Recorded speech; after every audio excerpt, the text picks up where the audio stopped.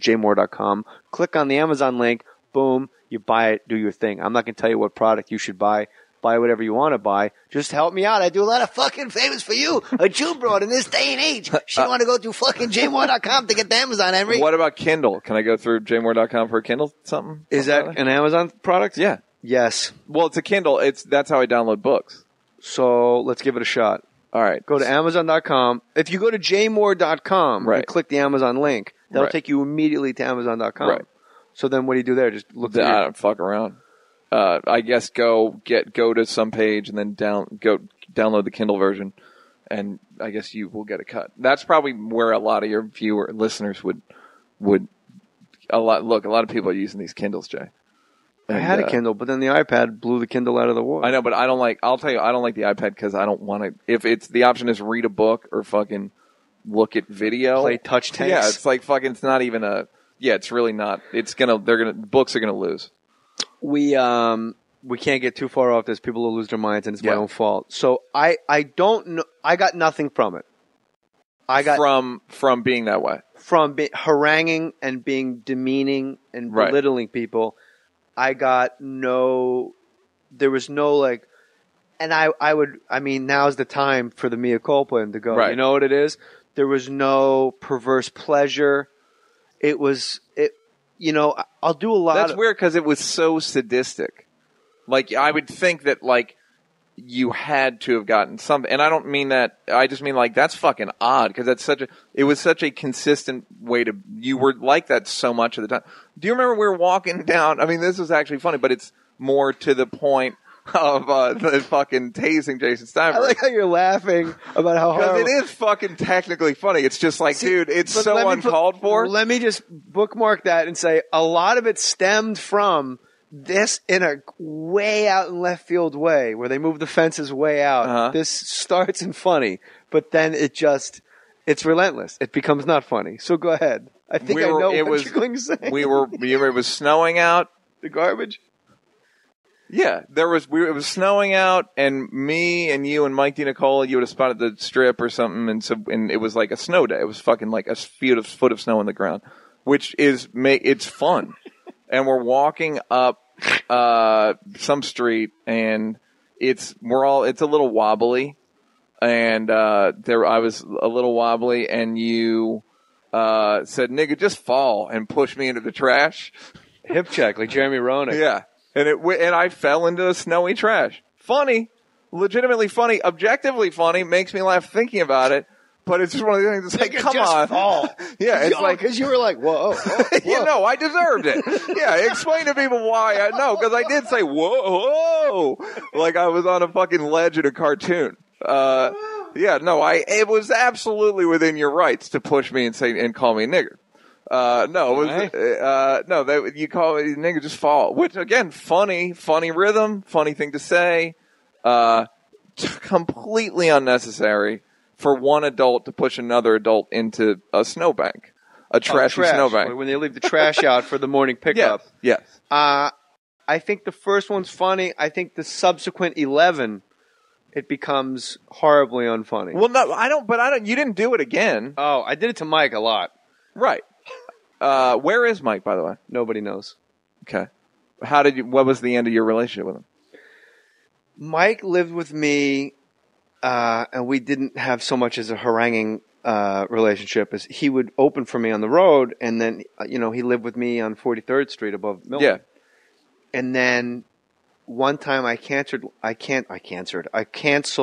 lot of shit, apparently.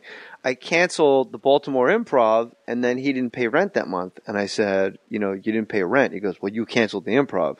And I realized I'm paying this guy to open for me so that in 3 weeks' time, he can then pay me to live here. Right. This is the most bizarre bullshit relationship of like, if I cancel a date, you don't pay the rent, and it's my fault. But that's another pattern. Don't you feel like you had a lot of relationships like that? I took a lot of people in. Right. But that there's part of that's charity and part of that's hero worship, meaning liking an imbalanced relationship. Meaning like you and I had an imbalanced relationship. Oh, yeah. Like it was you and Chappelle were like sort of paragons of achievement to me, So it was a lot of just like me sort of playing the sort of beta around you guys. Like, yeah, tell the other story. Then what'd you do? Then what? Move the sun, Elvis. Yeah, exactly. And you used to say that all the time. Show them your karate, Elvis.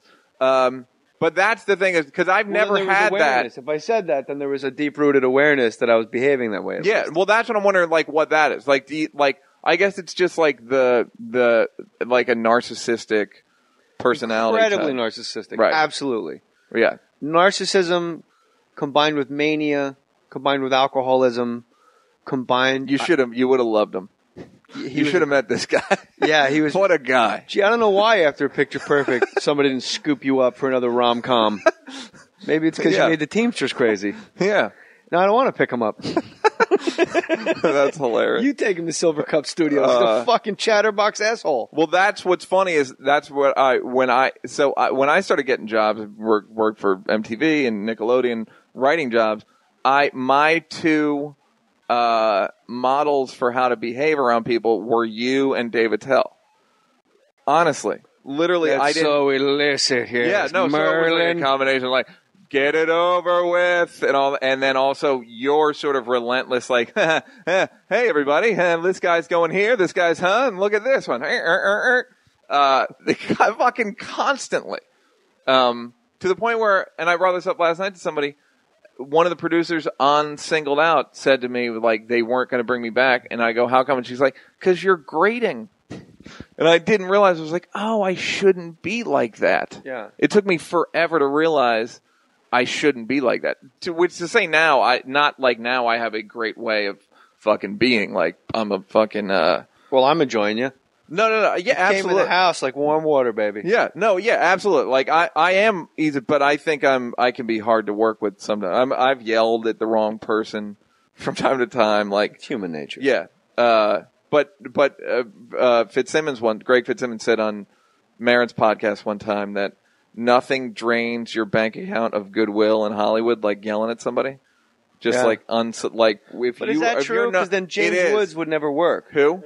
Like James Woods and the guy who doesn't really work that much? Yeah, but he worked up until this conversation. Yeah. No, but you know what I mean? Like I'm not talking about being an actor. Yeah, if you're Michael Bay, you can scream at people and everybody, or Jim Cameron or whatever. Everyone just accepts it.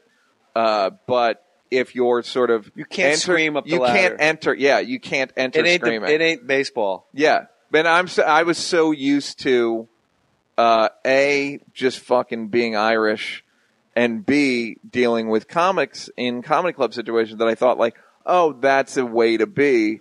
And it still takes me a long time to realize like, no, you have to be like kind of neutral / positive. And you can be smart, you can be intelligent, you can be funny, but you're also, your personality can be a real liability in show business. I'm relentlessly positive. Right. And to keep using that word, I am a relentless, to my wife, annoying optimist. Right. Everything is going to be fucking great. It just is. Right. That's just how it goes. Right. The series must go 7 games. And it is. That's a great quote by Fitzsimmons.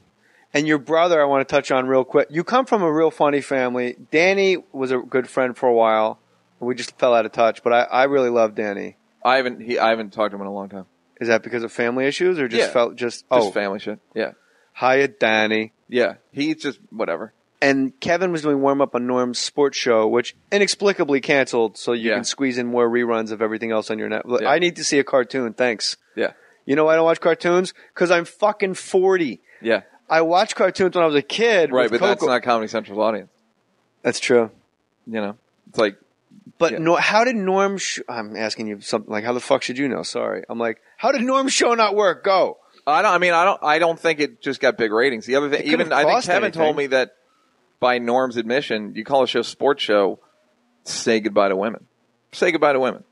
There's just fucking women are not going to watch it. Right. Under any. So there's. You have to hope the host transcends sports. Yeah, you have to hope it's like the show, Orlando Bloom's sports show where they're like, I'm tuning in. This or just even it's liability. It's a liability, like to just fucking have sports in the title. It's like, Tosh 1.0. You just go, I don't know what the demo is, but it's probably 60, but 40% women, if not more. Huge. You know? woman demographic. Yeah. And Kevin did warm up on that show, right? Yeah. Kevin's a really great comic. Yep. I always liked watching him. But the thing with Kevin, the joke I played on Kevin that I stand by to this day, I was driving like across country. Now you got to understand the Brennan clan. It's like the Wild Whites of West Virginia. If it's a super oppressive, quiet, Villanova adjacent, brooding, you know, seething. And every once in a while, Kerry Kittles pops out of the neighborhood. You've been watching that's one for the Freddie Roach show? Yeah, that's great. His brother with the stroke is the most Irish shit I've ever seen. Yeah, I've ever seen on fucking television. When he's in the hospital, and he's like, "Hey, you know, I do the same for you, Freddie."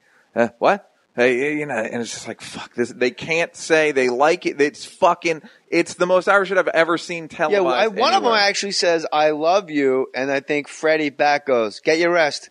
Yeah, exactly. It's just the fucking best. Just some Boston East Coast Irish shit. I'm driving across the country. I stopped literally at like, I don't know, like a Wayne Manor in the middle of like northern California. It was in Solvang, I believe. Okay, that makes sense. So Solvang, I pull over at like a place that I know has nice bathrooms. You'd heard that there were people that need to get their balls busted. Yeah, I heard. So you were like, wait, did someone need balls busted? Hey, fucking take in my taser. Just fall there. Somebody put up the big erect cock symbol in the sky. Yeah. So I pull over to this like banquet hall to use the bathroom.